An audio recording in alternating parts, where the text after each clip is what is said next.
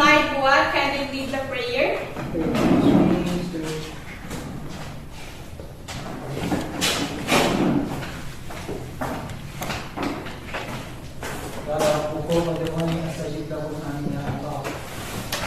اللهم إننا نسألك علما نافعا ورزقا طيبا وعملا متقبلا.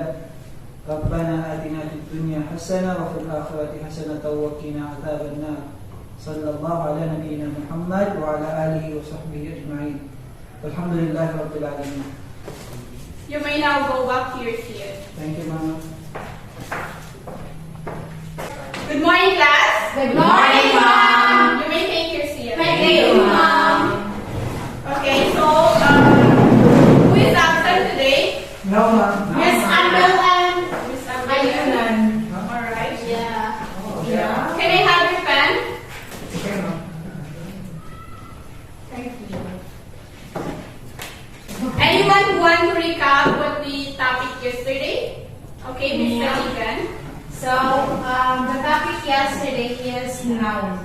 So, noun is a name of a person, things, animals, and place. Very good, thank you. So, before we proceed to our topic today, I want to ask you, have you been, Mr. Ayman Nagantaw, have you been talking straightforward?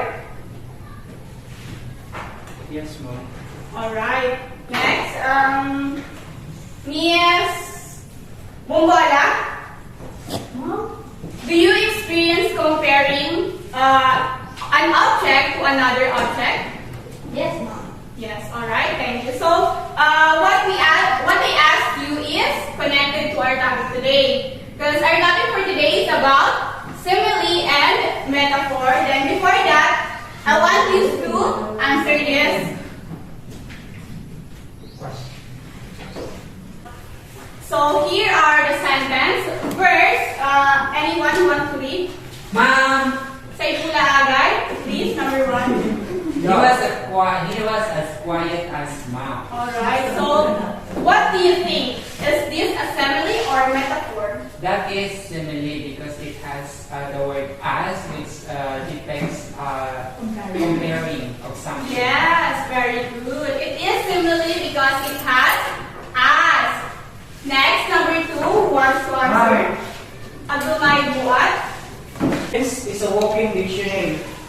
What do you think? Is it a simile or metaphor? Metaphor, Ma'am. Why? It's because you compare it to something without using without using as and like, and also you use is as. Yes, for the past. correct. Thank you.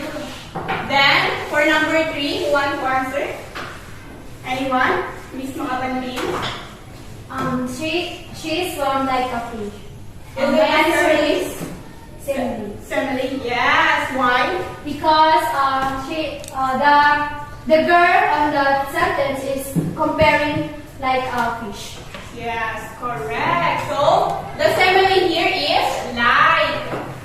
Yes. Number 4, who wants to answer? Miss Saligan? Yeah.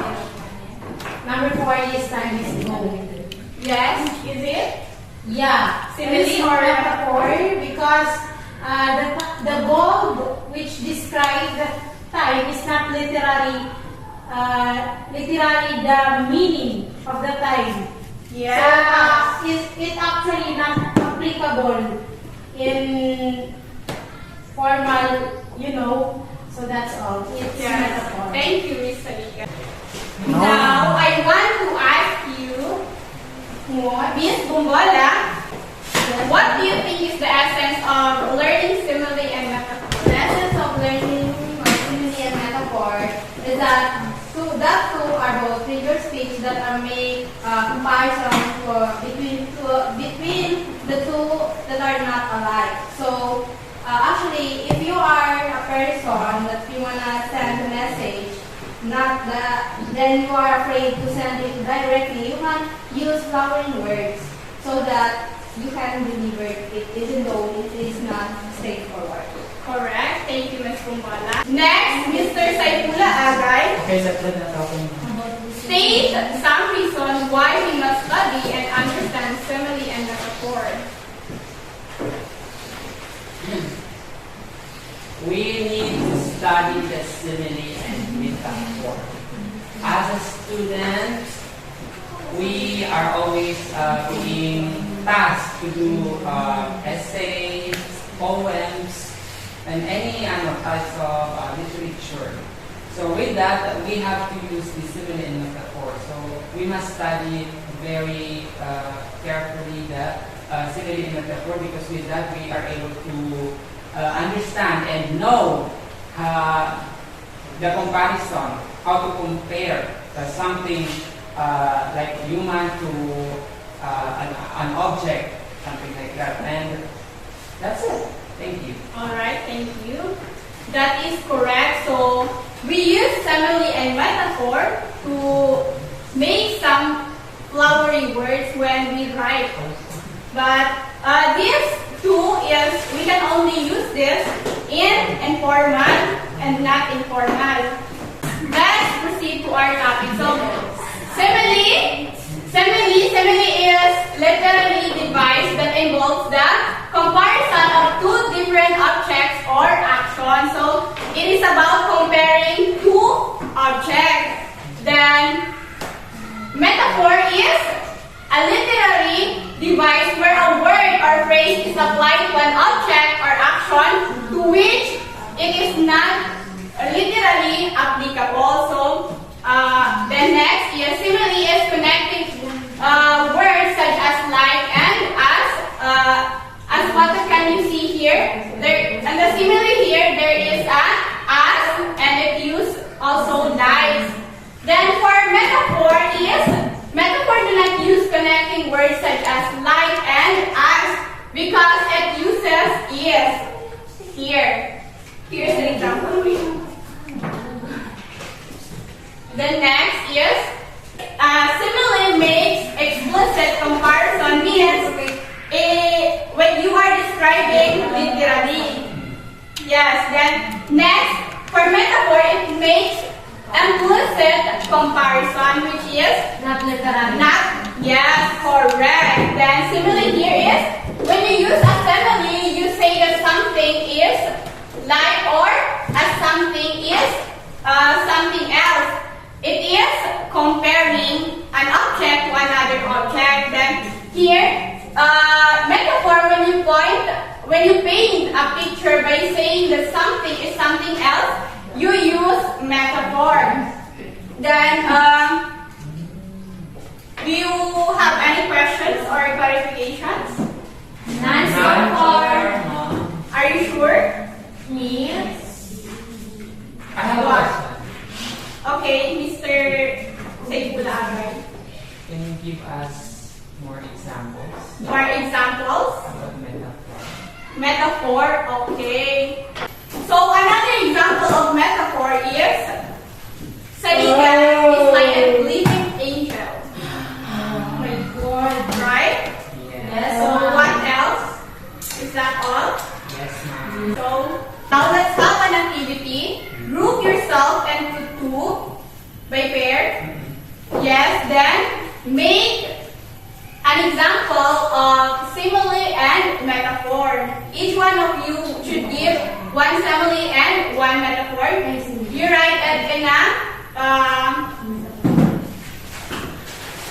one half crosswise. Minsan with a total of 4. Yes. Yes. Each pair should pass 4 sentences. 2 example of simile and 2 example of metaphor. Okay, Mom, wait. Are you done? Yes, ma'am. Then pass your paper. Please pass the paper, partner.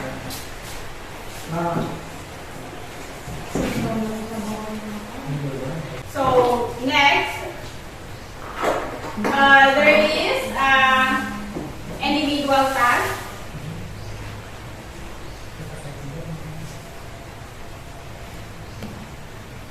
Please get one half sheet of paper and answer this in 10 minutes.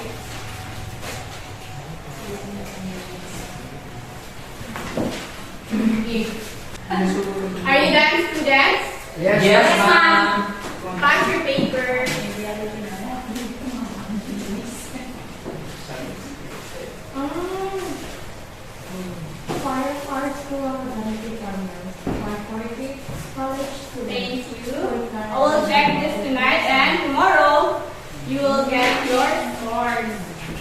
Yes, ma'am. Do we have class tomorrow? Yes, of course. Before we end our class, please copy your assignment. This will be passed for tomorrow. Yes, ma'am.